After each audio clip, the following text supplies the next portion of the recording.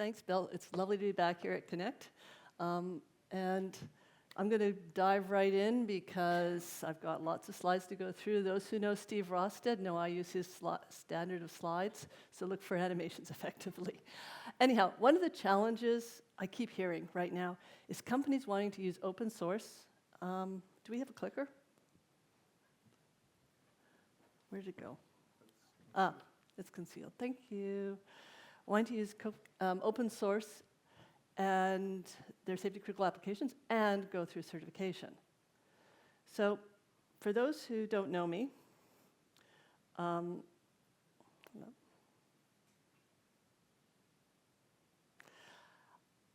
used to work here at Lamar in the past, so it's nice to see friendly faces. And who am I? Well, lots of details there, but the key part right now for us is the fact that I'm also the owner of an original 1996 Volvo, whose AC no longer works. Okay? I live in Austin, Texas. Summer's coming. And replacement parts could not be found by my mechanic. So, I needed to consider getting a new car if I wanted to survive Austin's heat. Initially cars were just hardware, like my old Volvo, and maybe some firmware. But as we've seen in the last 20 years, software is playing an increasingly important role. So fast forward is at the start of the month, actually last month, just before the Trump tax took effect in the US, I bought a new Honda. And I know its driver infotainment system is derived from AGL, which is based on Linux. And so it had pieces of things that I cared about in it. And if you take a look and consider the driver consoles, that was my Volvo, all mechanical, all physical devices, and my infotainment system. Yes, there's a tape deck there, still sitting there. And that's my new one, with backup cameras, visible alerts, everything's electronic. One or two buttons, but that's about it. So it's been quite a shift that has gone on. So the ingredients, oops. Come on, talk to me. Thank you. So you can see the ingredients of a car have shifted significantly from a hardware-based bill of materials that the manufacturers track to also including now software elements on the dashboard. That's just the basics. However, my car now has cameras embedded for the drivers to see around in side view, and there's going to be software involved in displaying these images on the panel. And there's also radar sensors to measure distance and to provide alerts when things get too close, like in the backup cameras and with the side mirrors. And then there's also fairly extensive software to manage all these devices that need to be tracked. And a lot of this software is based on open source, beyond the infotainment system too. In fact, there's proximity information. There's basically the proximity information for navigational assists, GPS technology, there's connections to the cloud. There is a lot of information, and there's even more being incorporated as we get towards autonomous driving, where we have LiDAR and other sensors, and then we have AI and ML. So yes, I've included the reference appropriately for 25 keynotes. But we have to basically, training these AI and ML systems for driver assist or autonomous driving is going to require a lot of data and data sets, as well as interaction with new technologies.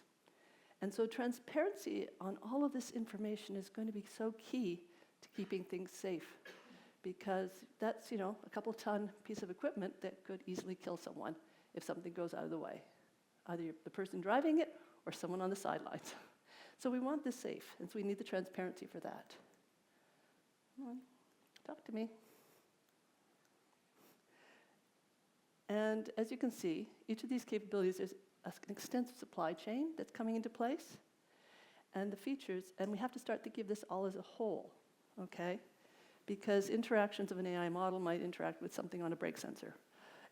All of these things, and tracking all of this over time is going to be key for the safety. And so that's a tremendous amount of data when you start thinking about it. Come on. So supply chains have a set of needs, And my original one had a little bit of firmware with the hardware. And you had your needs, and they were met by requirements in the components, and this is how you did the analysis to figure out if your system was safe or not. And our challenge is now that there's open source in here. Come on, talk to me.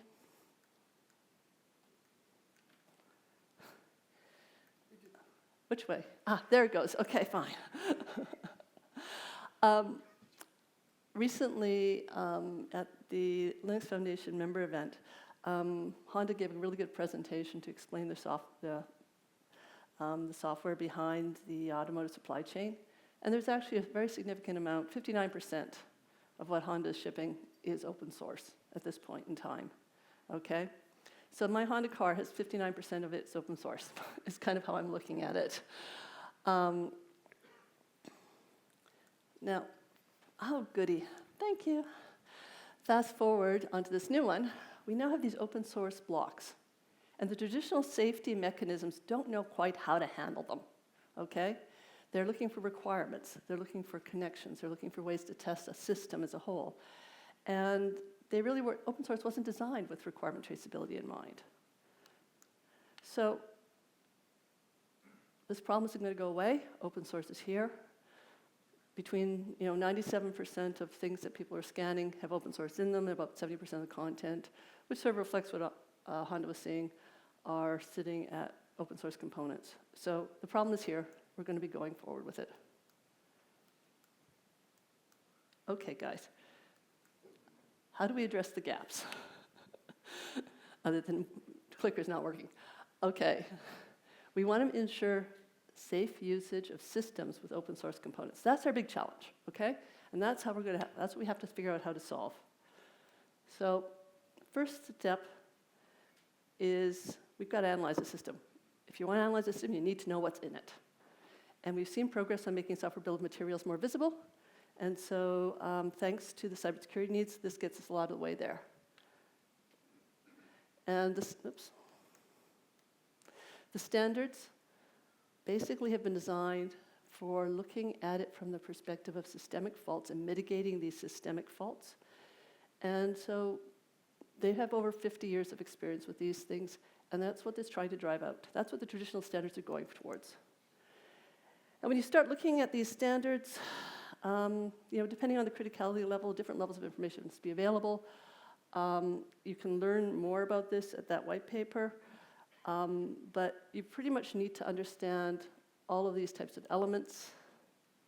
Come on. And to a large extent, this SBOM technology we're getting from the cybersecurity space is a good starting point. It's got a lot of the key elements, but certainly not all of them. Specifically, the documentation of use. What are you trying to do? The requirements and the evidence are not being captured today. So, what we need to do is enable automation to capture this so we can track this over time and keep up with the rate of features. Today, it's being done, quite frankly, with spreadsheets and paper reports and PDFs and graphs, okay? This is really inefficient. In fact, the #1 safety information exchange format is spreadsheets. This is from Nicole Papler, who is our safety manager in Zephyr, and has had 20 years of experience doing these certifications. So she's quite motivated to help us move beyond that into a knowledge base so we can contain this type of component metadata and relationships between the components, safe usage requirements, and evidence. We need to automate this. This is what's going to let us move faster with open source. So of course we have to use open source for this too. But we do need our metadata to be accurate. That is going to be key for us to get there, and we need it from all the supply chains. Okay, come on, whoops. And so one of the things we're doing on the SPDX3 side is we've switched from a focus on documents. You can still generate documents, don't get me wrong, you can still have your SBOM documents to exchange between organizations, but we're focusing on elements and being able to put them together in a knowledge graph. And this is part of what's going to be the underlying language for automating a lot of this work. Come on. And these relationships, there's a very rich set of relationships, and there's been this already. But there's things like, has requirements, has specification, has test. This is part of enabling all of these pieces to actually go into that knowledge graph we're going to need. And SPX3 has a variety of profiles, including things like information about the build, information about security, information about your data sets. You can actually track your data provenance now and track how your AI model is trained. Feel free to come talk to me later about more of this type of stuff if you're interested in it. But when we look at a functional safety project, we now have pretty much a flow of, this is your traditional VMO. This is what the assessors are looking for and know how to understand for systemic risk assessment. And when we actually start mapping types of BOM information from the life cycles into there, there's actually a reasonably neat flow, including the design SBOM for catching a lot of the stuff that was documentation requirements and so forth.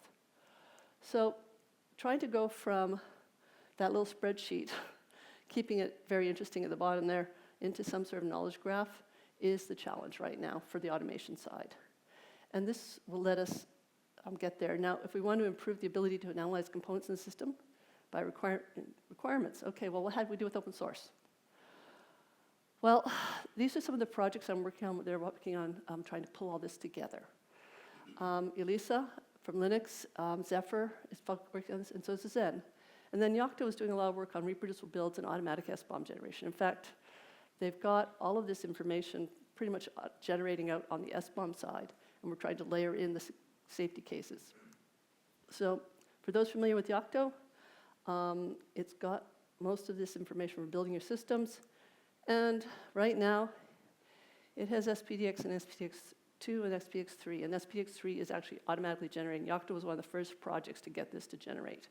So you get your build information about your tool chain. And when that tool chain is used to build your system, you get all the information of SBOMs created for the system. So you have that detailed knowledge graph we're going to need for automation coming out of Yocto.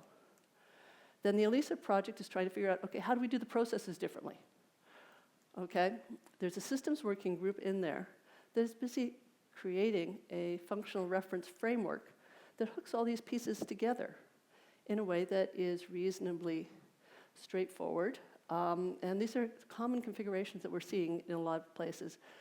Specifically, this configuration is being used by AGL, which is, and then we also see it in SOFI. We also see it in the SDV environments. So we have our open references that we're trying to pilot what's going on at a system level from the analysis perspective.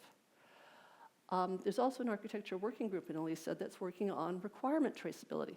And how do we get those into the kernel? We've actually made some fair good progress over the last year. And we're prototyping a template for kernel requirements right now. If you're interested in the topic, happy to talk more about it. But we've been working and getting some buy-in with certain maintainers and working with them on their subsystems, and we'll be doing more. The other side of this is testing. You need to hook your requirements to your testing. Testing right now is very inefficient. We basically are throwing a lot of things, testing resources.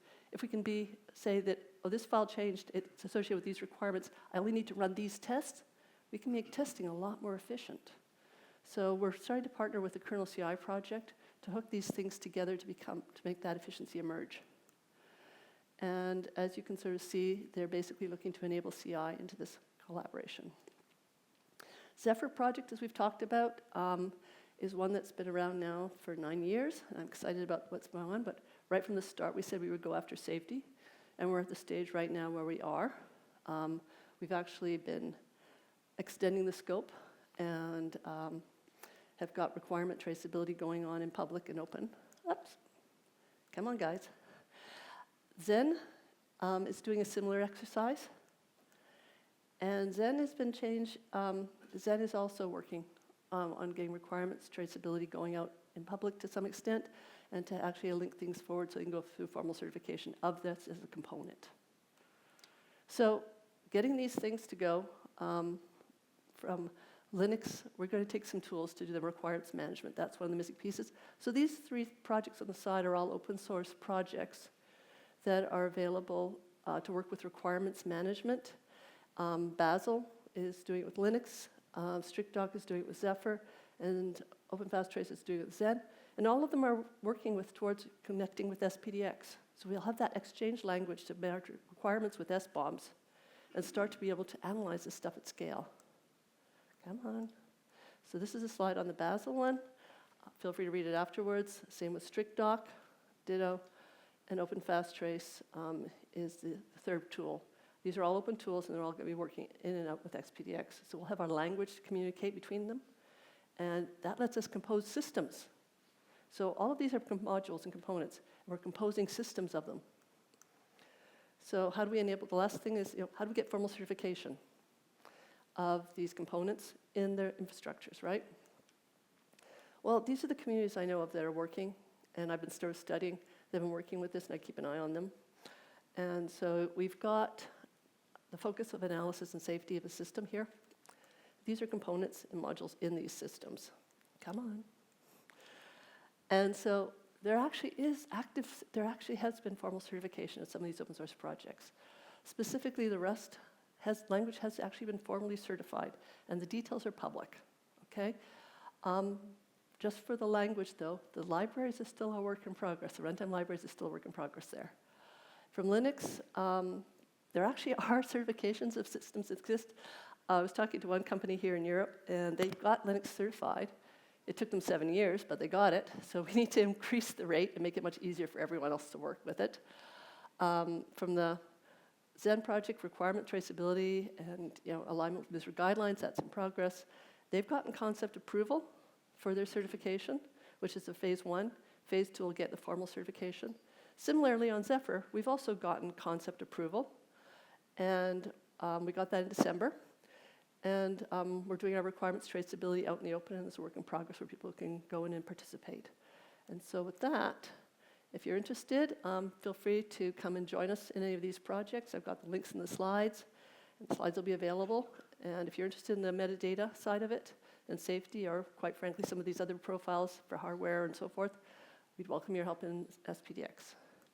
And with that, the answer to your question is, are we there yet? Well, we'll get there soon. Thank you very much, and sorry I went over.